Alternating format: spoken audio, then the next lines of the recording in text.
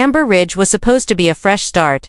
After losing his wife in a tragic highway accident 2 years prior, Cole Harrington packed up his life and moved with his 12-year-old daughter, Sadie, to a quieter place, a peaceful, HOA neighborhood where kids rode bikes, dogs barked at mail trucks, and the lawns looked like green carpets year-round. Cole had found a fixer-upper on the edge of the neighborhood. It was close enough to the city for Sadie's school, but far enough from the noise for him to focus on rebuilding his cattle ranching business. A small herd grazed peacefully on a leased pasture just a few miles from town. Life was slowly becoming manageable again, but then the water bill arrived. It came in a thick envelope with urgent stamped in red. He unfolded the sheet and blinked. $1,198.42. Must be a mistake, he muttered. He checked the previous bill, $167.29. Not cheap, but understandable for a rancher who ran water for livestock, cleaning, and house use. But this was outrageous. Cole paced the kitchen, running through every possibility. Had there been a burst pipe? Did Sadie leave a hose on? Was someone stealing water from his line? That night, after Sadie went to bed, Cole grabbed a flashlight and stomped into the backyard. He crouched near the water meter by the side of the house, pulled off the cover, and stared at the spinning numbers. They were moving fast, and yet, nothing in the house was running. He shut off the main valve and waited. The numbers stopped. He turned it back on, but this time followed the pipe that ran along the side of the yard. That's when he noticed it. Freshly disturbed dirt near the fence separating his property from his neighbor, the HOA president herself, Karen Ellsworth. Cole knelt and began digging with a small garden spade. The soil gave way to icily. Just a few inches down, he found a fresh PVC joint, branching off his main line and leading straight under the fence into Karen's yard. His blood boiled. Karen Ellsworth wasn't just any neighbor. She was the self-appointed queen of Amber Ridge, the kind who measured grass with a ruler and left passive-aggressive notes about trash cans. She'd fined Cole within a week of moving in for having non-compliant shutters. Now she was stealing from him. Cole stormed back inside, grabbed his phone, and snapped pictures of the pipe and meter. He even shot a short video with the valve turned off, showing the meter freezing, and then again when turned on. With the water flowing away from his house and into hers, he stood in the kitchen, fuming. The rancher in him wanted to rip the whole pipe out right then and there, but the ex-county contractor in him, he knew better. This was theft, and theft could be proved if he played it right. The next morning, Cole waited. Karen always left the house at 8:15 sharp in her baby blue Lexus to attend her morning strategy calls, whatever that meant. He watched her back out, sunglasses on, sipping some boutique coffee. The moment she turned the corner, Cole was at her side of the fence, camera in hand. He followed the trench and confirmed what he already knew. The branch ended at the side spigot on her patio, the same one her gardener used twice a week, the same one she hooked up to her lawn sprinklers. Cole stared at the pipe for a long time, jaw tight. He could file a complaint, call the city, make a scene. But none of those options gave him what he really wanted. Justice, and justice, he decided, should stink. As he walked back across the yard, a wicked grin tugged at the corner of his mouth. If Karen wanted free water from his land, maybe he'd let her have it, just not the kind she was expecting. Stick around. Because in part 2, Karen makes the mistake of threatening the wrong rancher, and the gloves come off. The next morning, Cole stood at Karen's front door, cowboy boots planted firm, a manila envelope in hand. Karen Ellsworth opened the door wearing a silk robe, oversized sunglasses, and a fake smile so tight it could shatter. Karen Cole, can I help you with something? Cole didn't even flinch. Cole, you've got a pipe illegally tapped into my water line. Here are photos, video, timestamps, and a scan of my last bill, tripled, thanks to your lawn circus. Karen's smile faltered, just for a second. Karen, I have no idea what you're talking about. And I really don't appreciate threats this early in the morning. Cole, it's not a threat. It's a warning. Fix it. Pay for what you used, or I'll let the city sort it out. Karen didn't answer immediately. She took the envelope, glanced at the contents, then slowly stepped outside and shut the door behind her. Karen, you've only been here what, 5 months? Let me give you some advice.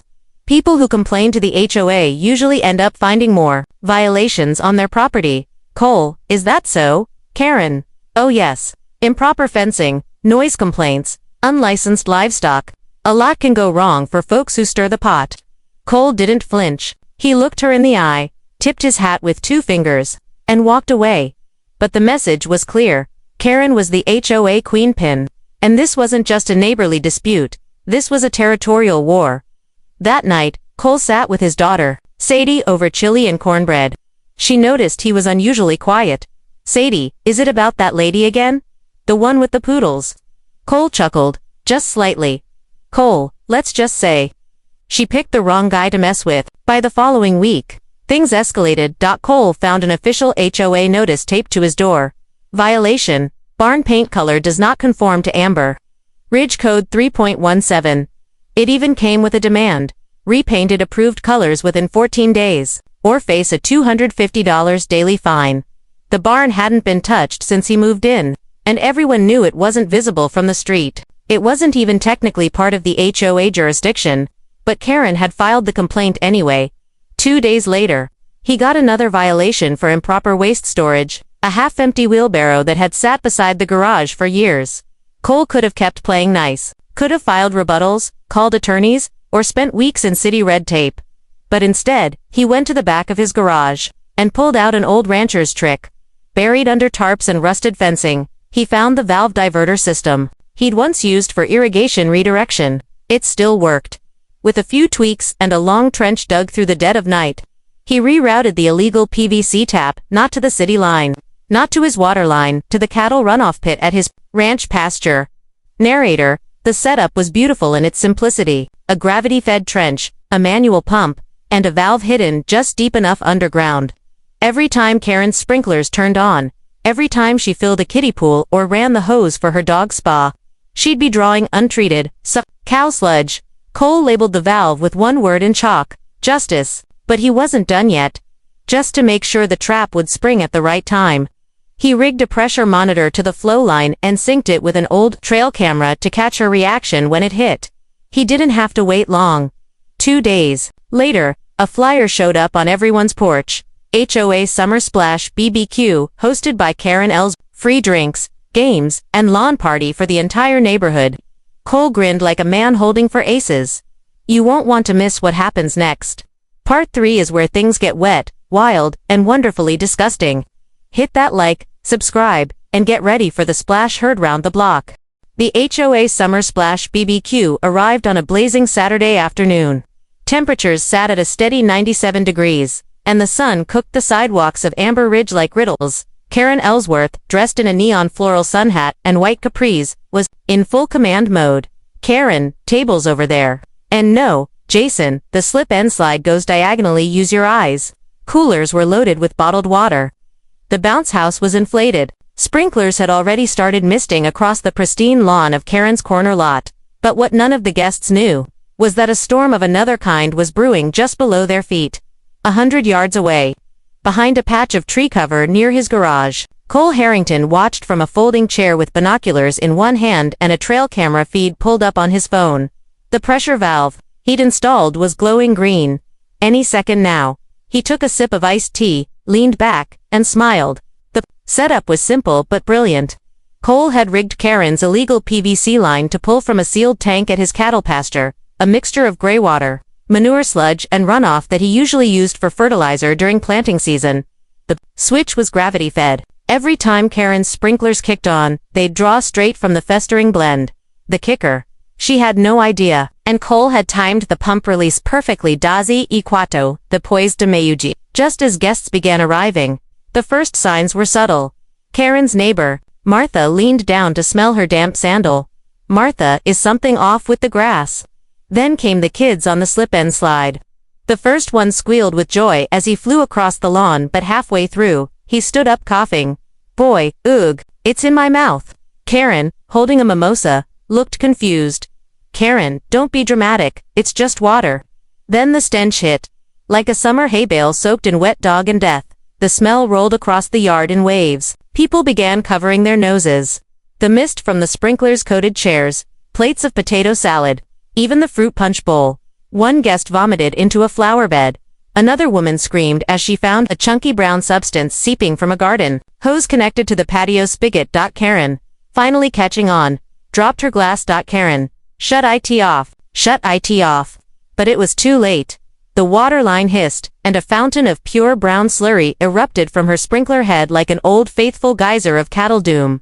Cole laughed, so hard he had to set his tea down. His trail camera caught everything, Karen shrieking and slipping backward into a puddle of her own illegal plumbing, her blouse soaked, her reputation drowning in front of 20 horrified neighbors. By 12:12 p.m. The party was over. Guests were fleeing like it was a biohazard zone. Lawn chairs were abandoned.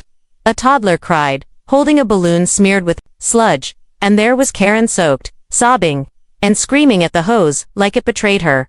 Back at his house, Cole calmly saved the video feed and backed it up in 3 places. But this wasn't just about getting even. It was about proof, evidence that Karen had tapped into his line, and just as importantly, that she was too proud to admit it publicly. He knew she wouldn't call the police, because if she did, she'd have to confess to utility theft, and if she tried to accuse him, well, all he'd have to do was ask, then how exactly did that pipe get into my water system, Karen? He had her trapped in a delicious, smelly stalemate. Stick around, because in part 4, Karen goes from embarrassed to enraged, and she's about to weaponize the HOA in a way Cole never saw coming. Hit that like, subscribe, and don't miss what happens when power meets pettiness. The next morning, the HOA Facebook group was on fire. Posts ranged from passive-aggressive complaints to outright horror stories. What kind of fertilizer is Karen using? My poodle threw up twice after that party. Is it true the sprinklers were full of poop? I found something brown in my daughter's ear. This is not okay. And yet, Karen Ellsworth, Queen of Amber Ridge, remains silent. Instead of apologizing, she doubled down. Within 24 hours, Cole received a new violation notice. This time personally hand-delivered by Karen in a fresh blouse and a forced smile. Failure to maintain adequate property drainage, livestock runoff may pose environmental risks to adjacent lots. Cole didn't say a word. He took the paper, nodded, and shut the door. Karen wasn't just angry, she was embarrassed. And nothing is more dangerous than a humiliated HOA tyrant, with a clipboard. She called an emergency board meeting. Cole didn't attend, but the fallout came quickly. 3 more violation notices arrived that week. Unauthorized vehicle, his old red tractor, parked beside the garage. Improper window tinting. The kitchen blinds were not neutral in color. Ornamental clutter. A horseshoe above the porch, apparently non-compliant decor. Karen was using the HOA as her personal army. Cole knew exactly what she was doing. He wasn't just her enemy, he was a threat to her image.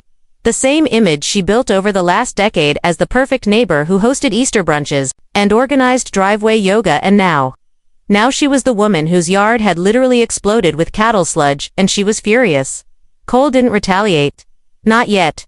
He kept fixing fence posts, brushing his horse, minding his business, but every evening, he sat down with a cup of coffee and watched the neighborhood forum, because while Karen was lashing out, the neighbors were turning on her. Martha posted a video of the backyard disaster and tagged Karen.Jeff, from 2 doors down, questioned the legality of HOA fines for trivial nonsense. Even Mrs. Levine, who never left her house, posted, "We pay dues for this." Karen tried damage control.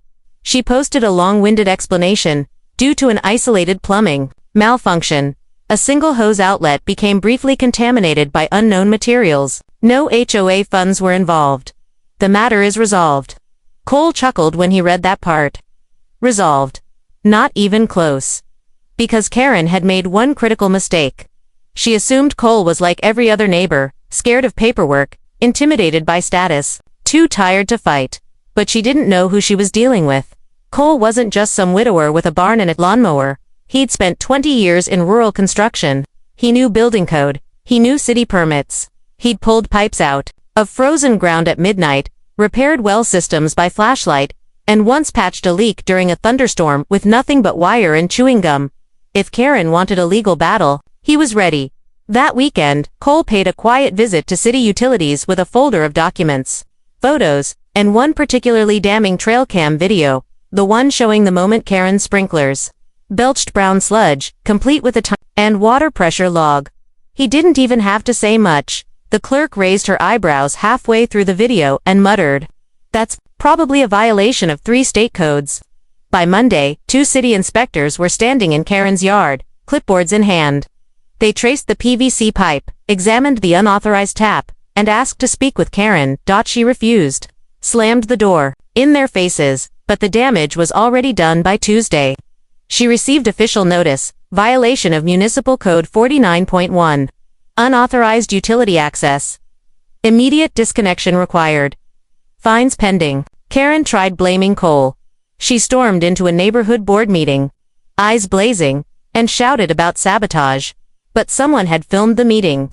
And when she slipped and yelled, "I told you idiots to bury the pipe deeper," the whole room went silent. Cole watched the video later that night, eating leftover ribs and sipping sweet tea.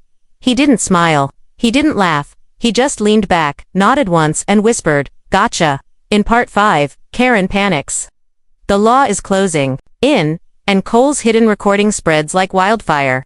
Hit subscribe, because her empire's about to crumble. By Wednesday morning, the neighborhood had split into factions. Some still defended Karen Ellsworth, mostly out of habit or fear. But most were fed up. The BBQ disaster, the water theft scandal, and the growing mountain of fines had cracked her pristine HOA queen image wide open. And then came the video. It started as a shaky cell phone clip, posted anonymously on the Amber Ridge neighborhood forum. Someone had filmed the last HOA meeting, the moment Karen lost her cool and shouted, "I told you idiots to bury the pipe deeper." The clip ended with an awkward silence and the audible cough of someone trying not to laugh. It spread like wildfire.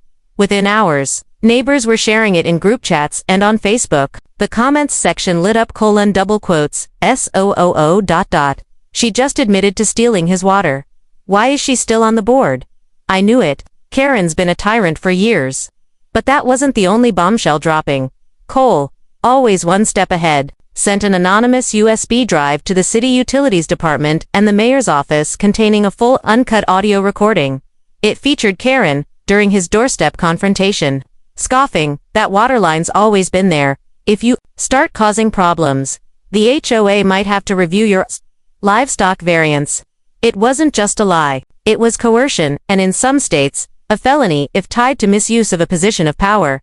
The city moved fast. Karen received a formal cease and desist for unauthorized utility access and abuse of HOA authority. She was ordered to attend a mandatory city hearing on public utilities misuse, and yet she still refused to back down. On Friday, Cole opened his mailbox to find a certified letter from Karen's lawyer. She was suing him for malicious sabotage, property contamination, and reputational harm. Cole, well, that's rich. He sat down at the kitchen table and read the claim, line by line. Every word was dramatic: unlawful interference, emotional damages, chemical attack. He chuckled softly.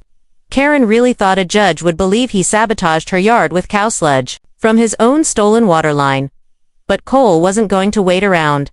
He packed up every photo, video, time-stamped meter reading, trail cam footage, and even a signed letter from his neighbor Martha, who had witnessed Karen's gardener using the illegal tap months ago. He drove straight to the county courthouse and handed it all to a paralegal at the front desk. Cole, if she wants court, she get court. The judge didn't waste time. During the preliminary hearing, Karen arrived with a stack of glossy binders and a legal team that looked more annoyed than prepared. Cole showed up in jeans, boots, and a single folder of neatly organized evidence. Karen's attorney tried to paint her as the victim of a disgruntled neighbor's petty vendetta. Then the judge played the audio. Karen recording. "I told you idiots to bury the pipe deeper." Karen's attorney closed his binder. The judge sighed, looked directly at Karen, and said, "Judge, you can't sue someone for responding to your illegal activity. Case dismissed. And frankly, Ms. Ellsworth, you should consider hiring a criminal defense attorney instead." Karen's face went pale. The ruling made headlines in the local paper. HOA president caught in backyard water scandal, case tossed. Out. Cole's trail cam photos of Karen slipping in the sprinkler geyser made it onto the front page. By that evening, several homeowners had started a petition for Karen's immediate removal from the HOA board. The signature count grew by the minute.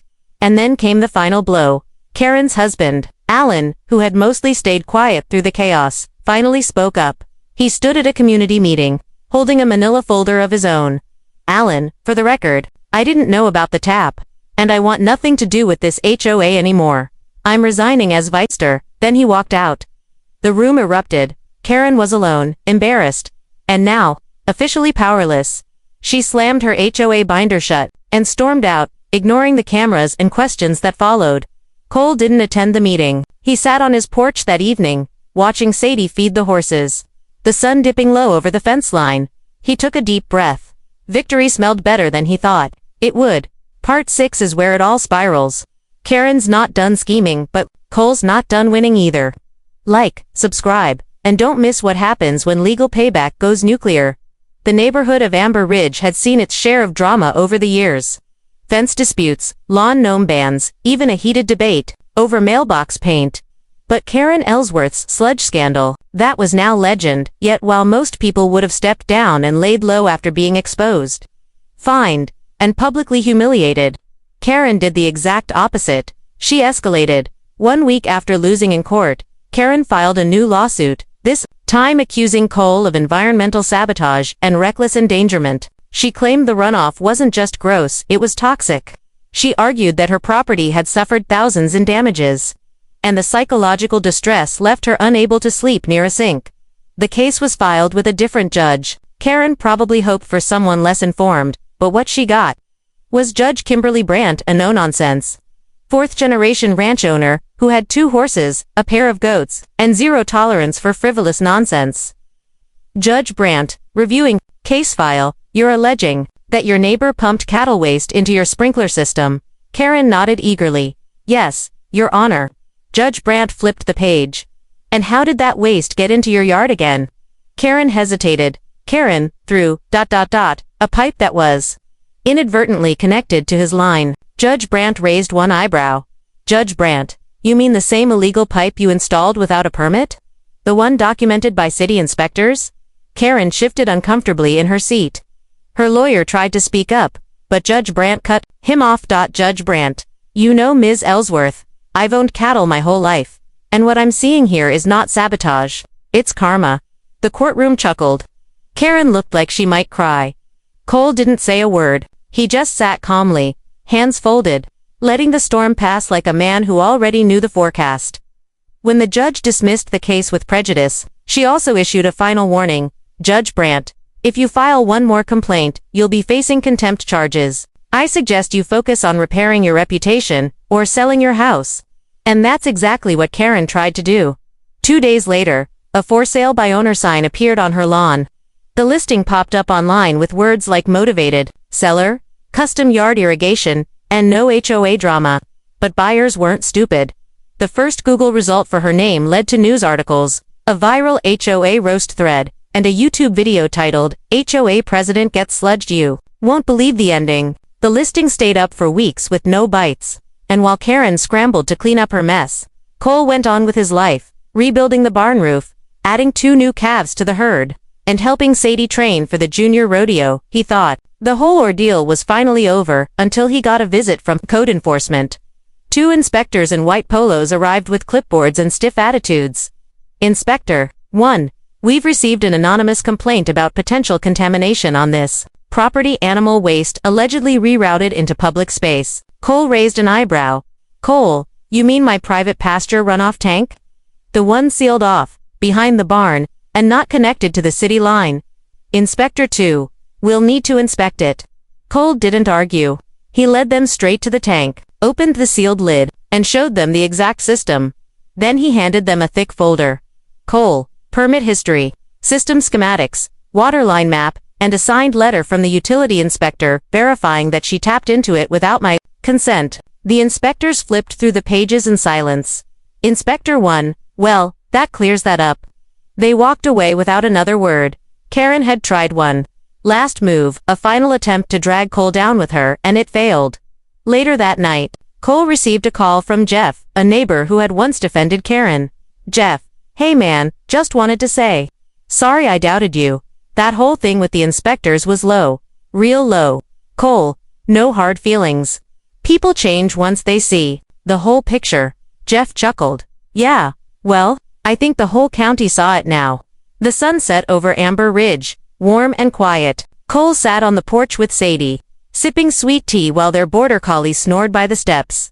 The war was over, but Karen's final humiliation, that was still coming. In part 7, Karen loses everything and tries to claw back one last shred of control. But Cole's about to deliver the blow that ends her reign for good. Don't miss it, hit that subscribe and get ready for the collapse. The signs of Karen's downfall were everywhere. Her perfect lawn had turned patchy and brown. The HOA meetings, once full of muffins, custom pens, and tightly controlled agendas, now took place with a half-empty attendance and a folding table at the park. The only thing Karen hadn't lost was her pride, and she was holding onto it like a drowning woman clinging to a sandbag. Cole Harrington had hoped she'd simply fade out, sell her house quietly, vanish into a gated retirement community, and let Amber Ridge return to normal. But pride, as they say, dies last. 2 weeks after her court loss, Karen made one final move. She filed a civil restraining order against Cole, claiming ongoing harassment, emotional trauma, and fear for personal safety. She cited menacing behavior, threatening gestures, and, somehow, malicious sprinkler sabotage. The filing listed over a dozen HOA code citations, most already dismissed, and even included a screenshot of Cole, mowing his lawn in a hostile manner. Cole got the notice at his front door. He read it slowly, quietly. Then he folded it in half, put it on the table, and made himself a sandwich, because this time he wasn't just going to defend himself. He was going to finish this. The hearing date was set for Monday morning. It was supposed to be a quick affair, just a judge reviewing paperwork and hearing both sides. But Cole didn't come with just paperwork. He came with witnesses. First was Martha, the neighbor who'd filmed the HOA BBQ meltdown. Then came Alan, Karen's now estranged husband, who testified under oath that the illegal water tap was Karen's idea, installed without permits, and maintained using HOA funds. Alan in court. She threatened to fine anyone who questioned it. She even told me to deny everything. That's when I walked away. Karen looked like she'd been hit with a shovel, but the real nail in the coffin, Cole's final exhibit. He walked up to the bench, handed the judge a flash drive, and said, "Cole, this is footage from a wildlife trail cam mounted on my barn. It recorded 24/7 for 4 months. It'll show I never stepped onto her property, never approached her house, and never did anything beyond mowing my yard and fixing fence posts." The judge watched the time-stamped footage, fast-forwarding, through hours of normal ranch life. Cole with his horses, Sadie practicing lasso, a raccoon knocking over a feed bucket. Not a single moment of trespass. No confrontation. Nothing even remotely aggressive. "Judge, Ms. Ellsworth, you filed this under oath." Karen mumbled something unintelligible. "Judge, I'm dismissing the order. And I'll be referring this to the district clerk. Filing false claims under oath is a serious matter, Karen, but he humiliated me." "Judge, you humiliated yourself," the courtroom murmured as Karen sat down. Her face drained of color, and the final blow was yet to come. As Cole turned to leave, the judge called out one last time, "Judge, Mr. Harrington, one more thing. You're entitled to seek damages for legal costs. Would you like to file?" Cole paused. He thought about it, then shook his head. "Cole, no, Your Honor. I think she's already paid enough." And that's when Karen snapped in front of the whole court. She stood and screamed, "Karen, you smug little redneck, you think you've won? This whole neighborhood is mine. You're nothing. You're a joke with a barn."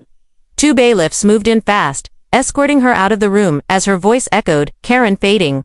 "I own this place. I built this HOA. You'll see." She didn't own it much longer. By the end of that week, the HOA board voted 5-0 to remove Karen permanently.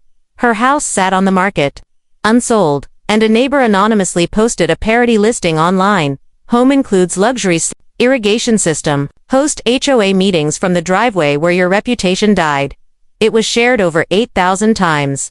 Karen tried to report it, but even Facebook support didn't take her seriously anymore. Back at his ranch, Cole didn't celebrate. He just got back to work, saddled his horse, checked the fencing, helped Sadie train her new calf for the 4-H fair. Because real peace, he knew, didn't come from beating your enemies. It came from watching them destroy themselves. In Part 8, the final twist arrives. And it's a stinky surprise Karen will never forget. Hit subscribe so you don't miss the moment she's finally flushed from Amber Ridge. By mid-July, the saga of Karen Ellsworth had become neighborhood folklore.